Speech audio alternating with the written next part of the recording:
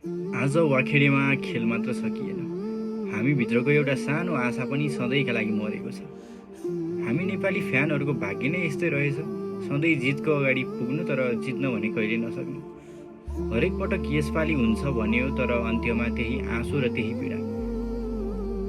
अब कुनै अर्को पटक बाँकी छैन, न कुनै आशा छ न कुनै सपना। 123 रनको स्कोर मात्र होइन,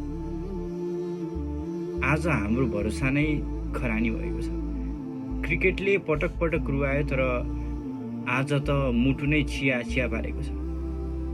सपना देख्नु नै सबैभन्दा ठुलो गल्ती रहेछ कि क्या हो? आजबाट यो मनले हार स्वीकार गर्यो। अब कहिल्यै आश गर्ने छैन नेपाली क्रिकेट टोलीप्रति,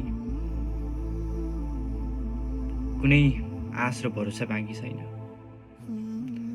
सबै टुट्यो।